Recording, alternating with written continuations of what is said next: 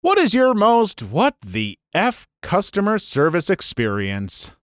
Story 1. Getting away from restaurants, last year I was going through the self-checkout at Kroger late one night. There were a few other people at said self-checkout, but it was far from busy. I attempted to scan an item that was on clearance, and it brings up the "wait for attendant" message. I see the kid working in the section talking to another coworker about 20 feet away. The hand modules they have use an ignore function, so they don't have to come to every time someone doesn't know how to use the machines 95% of the time. Dude hits the ignore button. I knew it wasn't going to scan without his approval, so I hit the call attendant button. He pressed ignore again. This happened 8 times. When I finally went over to ask him for help, he bolted to the back before I could catch him. I wasn't peed, just annoyed. So I left the self-checkout to go get in a regular line. Just so happened that a manager was walking by and asked if I was having issues since I was leaving the self-checkout. I told her what happened, and she was furious. Never saw that kid at Kroger again. Folks, you know me. I'm all for being a little bit lazy and getting away with not doing work when you can at jobs that aren't paying you well or treating you well, but not when you're gonna inconvenience and be a jerk to perfectly innocent people who just need a little bit of help. I mean, do the basics of your job at the very least and don't screw over other people. Screw over the people who are screwing you over in the paycheck. Come on. Story 2. Our waitress brings us our drinks and says she'll be back in a bit to take our food orders. We're conversing and such, so we don't notice immediately how long it is taking our waitress to come back. We wait another 20 minutes just in case. The place is pretty empty, so eventually we ask another server if they know what happened to our server. He says he'll go check, but that he'll take our food order if we're ready to speed up the process. Things seem on the up and up, so we stop worrying. About 45 minutes later, my dad is about to explode. It doesn't take that long to make 4 sandwiches. He's about to complain when, as if on cue, our waitress comes running and screaming out of the kitchen and goes right out the front door. Everyone goes completely silent and just watches the front door for a couple seconds. It turns out she had a nervous breakdown right about when we ordered her food. She had been just pacing around in the kitchen, slowly becoming unhinged. The manager apologized, and we got free sandwiches. The moral of the story, though, is that you never know what's going on with your server. Maybe they are doing a bad job, but they might be on the edge of snapping entirely. Yeah, this is why I always try and be a little generous with my tips, even if the waitress or delivery driver or whomever is a little late or not the best. Sometimes people are just having really bad days, and frankly, me not giving them a good tip isn't going to make their day any better. And I know I said, do your job, don't inconvenience other people if you can, but come on, we've all had some really crappy days. You can't blame someone. I mean, I guess you can, but maybe just try and be understanding while you're blaming them. Story 3. Last weekend, I went to the beach with my friend. We had booked a hotel room with 2 queen beds. For whatever reason, there was an administrative error and the hotel had forgotten to reserve our room. We get there and there are no rooms with 2 beds left. The front desk agent was very apologetic and offered us an extra room at no charge because, they effed up. Until the owner of the place moseyed on in and instead said, no, if you want 2 rooms, you're going to pay for 2 rooms, and asked us why we couldn't just sleep together in a king bed, which is not really his business. I mean, if we wanted to share a bed, we would have booked a room with 1 bed instead of specifically booking a room with 2. If we had known they were out of rooms, we would have gone somewhere else. At that point, he insisted on us staying in 1 room with a cot, which I said was BS because one of us is sleeping on a cot and it's not something we agreed to pay for. Eventually, after 2 hours of arguing, he effed off and his son, who is the part owner and the one who suggested giving 2 rooms for the cost of 1 in the first place, let us have 2 rooms. His dad is clearly in the wrong effing business. Yeah, interesting that he is the owner of a hospitality business and is not very hospitable at all. And yeah, I understand that these mix-ups kind of happen. I worked in a hotel. Sometimes wires get crossed or you end up short of rooms because of maintenance, stuff like that. It happens, but you always go the extra step to make sure that your guests are getting everything that they paid for, if not more, never less. Story 4. My parents and I decided to try a new trendy pizza place right around the corner from my apartment one night last month. We decided to sit outside because the weather was nice and they had a big patio and a side deck. Everyone working at this place had an attitude, from the hostess who seated us to the waitress taking our orders. They made us feel like a huge inconvenience, but we were hungry and had heard the pizza was good, so we tried to look past that. As soon as we are seated on the patio, the girl offers to lower the shades because the sun was setting and was directly in our line of sight. We say that would be great, and a guy comes out and lowers the blinds for us. We order our drinks and look over the menu. Not even 5 minutes later, a young guy comes to our table, incredibly peed off that the blinds were lowered. In a very condescending manner, he tells us that he's going to have to raise the blinds because they trap heat in the patio, ultimately raising the patio temperature about 20 degrees. My dad politely tells him that the sun is in our eyes and that they really shouldn't offer to lower the shades if it's going to cause a problem. The guy snaps. He is incredibly disrespectful toward my father and goes on a tangent assuring us that the sun would set, and even going so far as to take his sunglasses off of his head and offering them to my dad. He's young, maybe 25, and treating us like we're imbeciles, saying that our request to lower the shades would make the other customers less comfortable. Whatever, they raise the blinds, and we question whether or not we'll stay to order food. We stay, our drinks arrive, and we take a few more minutes to look over the menu. The waitress is nowhere to be found. We sit there in awkward silence, trying to get past what had just happened. Other tables are seated, and the hostess offers to lower the shades for each table. We finish our drinks, and the waitress still hasn't returned to take our order. We contemplate leaving, but she finally shows, and we order. The food came out cold, but one of the managers was walking around asking how everything was. We told him about the sunglasses prick, and he was furious.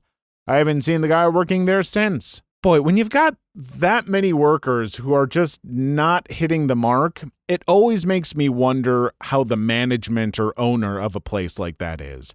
Because there are a lot of restaurants where you get just the worst managers, and that's going to make everyone else miserable, and they're not going to do good at customer service. I'm not saying that that's definitely what happened there, and that 25-year-old glasses guy was definitely in the wrong, but yeah, you gotta wonder how that restaurant's gonna do in the long term, assuming it's even still around. Story 5. So the past weekend, we went to a restaurant for dinner with my girlfriend and her friends for her birthday. We had about 10 people and had about 5 different tabs, which all included an 18% minimum tip. The service was terrible. The server was incredibly rude and would always respond with some kind of sarcasm when we asked questions about the menu. He took the wrong drink orders twice and blamed us for getting them wrong. Brought all the apps and entrees at the same time and got upset when we said we didn't want the apps anymore. My friend paid in cash, and when he brought back change, there was no receipt. She was expecting to see $5 and some change back. When the server came back, there was no receipt and only $4 and change there. She asked him to see the receipt to see if she had miscalculated because she expected $5 and then some back. Instead of saying something along the lines of, "I'll go check," or something accommodating like that, the dude got irritated and said that he threw away the receipt and reached for his wallet and said, "How about I just give you $1 if you want it that bad?" That peed us all off, so we didn't leave any extra tip. I wrote down "nope" on my receipt in the additional tip line. When I went to use the men's room before leaving, he tapped my shoulders as I was washing my hands and goes, "You think you're pretty funny with that tip, don't you? Why don't we step outside so I can show you how funny I can be?" I'm like, what the F? Called the manager over and told him his server wanted to fight me because I didn't tip him. Explained the whole situation to her while the dude was just eye-effing me the whole time. Other servers had to calm him down because he kept trying to interrupt me when I was talking to the manager. I declined all their gift cards because I don't want to come back to a place where the staff is going to shank me. Okay, this is going so far beyond this workplace is bad and so a server's being a little bit lazy or, not paying attention stuff. This is just a person being an absolute jerk. And as bad as that place might be to work and as crappy for that person as it may be, you don't take it out on your customers like that. Not to that degree. That's ridiculous. Story 6. Well, I have one from the opposite side. I used to work at the cancellation department of a major ISP who shall remain nameless. Our shtick was basically they call, try to cancel. We either talk them out of it or bribe them out of it with free time or refunds or whatever it takes. Now, it was a stressful job because this ISP sucked, and because it was lower end and the customers tended to not be on the more technical side of things. So we got a great variety of calls that made us feel like crap on a daily basis.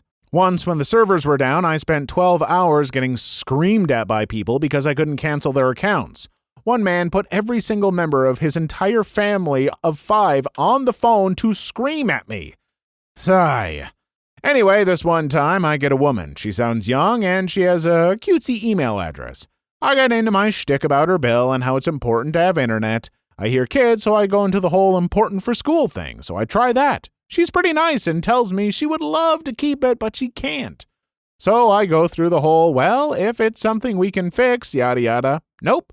She tells me that her and her 2 sons just moved into a homeless shelter and that her husband died.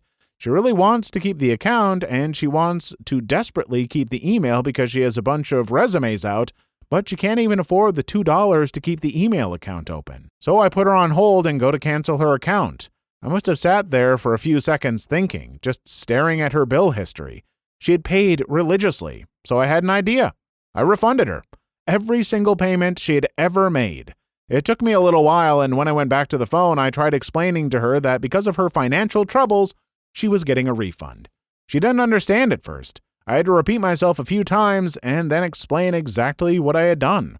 Her card had been canceled because of non-payment, but I had just dumped several $100s in refunds into it. I had paid off her credit card. She wept. Not just sobs or sniffles, openly wept like a child. It got all emotional, thanking me and crying and having her little kids say thank you. It was nice. Man, just when you thought this thread was going to be nothing but stories of human misery and angry people, you get something like this and it just brightens up your whole day. That really put just a huge smile on my face. I like to hear about people who find any little way that they can help other humans out. So, cheers to you, OP. Story 7. On a return trip on a Greyhound from Vegas to South California, the bus missed my connecting bus, which happened to be the last bus headed out that night. I call customer service, and they basically told me, herp derp, too bad, next bus out of there leaves at 9 tomorrow morning. So Greyhound leaves me stranded in the middle of the night in a terrible part of town with a swarm of hobos and crackheads. I can only assume wanted to be friends. I had to walk a few miles away until I finally got a hold of a friend who drove out 40 miles to come get me.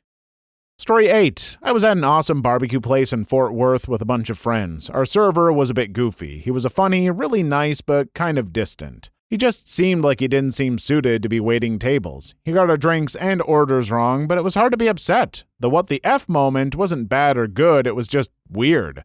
He had a huge red beard, and I said, "Dude, your beard is awesome." He then said, "Thanks, my neighbor has one just like it. Some people think he's my dad, but he's not my dad. I've met my dad." Then he just walked away without saying anything. I mean, okay, cool. Story 9. Buffalo Wild Wings. Had a waitress forgot my order twice. I was with a party of 8 people. Everyone finished before I got my food. When the manager came back for a third time asking what I ordered, I stood up and said, "Nothing and nothing ever again." And my wife and I left. They ended up comping the entire table, but the waitress said, "Way to be a D," as my friends were leaving. Story 10. I used to be a hostess in a pizzeria chain that based out of Chicago. I came to work in one in New York, and I'll never forget this family of 8 gave me, the hostess, a $25 tip on a $50 bill, all because they hated their waitress and I was the one that kept refilling their drinks. Waitress was beyond peed, but manager said to her, "Should have been paying more attention. The tip is hers." Best day ever. Oofda. I mean, I don't know exactly how I feel about that. I mean, they did leave a tip and you were the one helping them. I feel bad for the other waitress. I mean, who knows if she was being overworked, if she had a bad day. I really love giving tips to people. I don't know. I feel bad for them. I've worked in jobs where you're reliant on that stuff. So I get it. You have bad days, but that is pretty funny too. And I mean, yeah, you did the work. You get the tip. Why not?